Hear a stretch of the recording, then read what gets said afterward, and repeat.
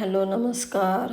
तर पुन्हा एकदा तुमचं मनापासून स्वागत करते. आजची तारीख 6/12/2025 शनिवार. हा मार्गशीर्ष महिन्यातील महाआद्र नक्षत्र आहे. हा दिवस अत्यंत महत्त्वाचा मानला जातो. या दिवशी भगवान शंकर ब्रह्मा आणि विष्णू यांच्या समक्ष लिंग स्वरूपात प्रकट झाले होते आणि त्या दिवशीच भगवान ब्रह्मा व भगवान विष्णूंनी प्रथम शिवलिंगाची पूजा केली होती. त्या दिवसापासून भगवान शंकराच्या लिंगस्वरूप पूजेची परंपरा सुरू झाली.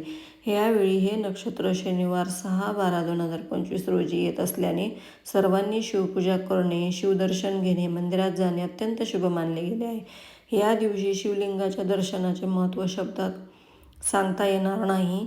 शक्य असल्यास संपूर्ण शिवपूजा अर्चना आरती करावी, महादेवांना प्रसाद अर्पण करावा आणि मंदिरात 11, 21, 51 किंवा 108 दिवे लावावेत.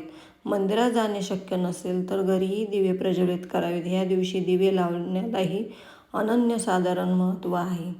तर अशा पद्धतीत मी पूजा अर्चा केली आणि 11 दिवे वगैरे प्रज्वलित केले मी तिथं आणि फळांचं नैवेद्य दाखवलं. संध्याकाळच्या वेळेला एक वेळेनुसार मुहूर्तावरच मी पूजा केलेली 6:15 दरम्यान.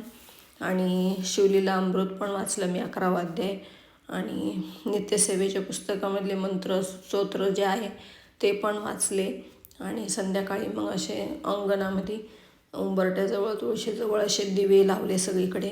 आणि माझ्या गार्डनमध्ये केळीचं रोप आहे, त्यामध्ये विष्णू व लक्ष्मीचं वात्सल्य असतं, तर तिथेही दिवा लावला मी. पण ते गार्डनमध्ये आहे तर भीती वाटते तिथं रात्रीचं जायचं, तर थोडं अलीकडेच तिकडे केळीच्या रोपाकडं तोंड करून मी असा छोटा दिवा लावला तिकडे.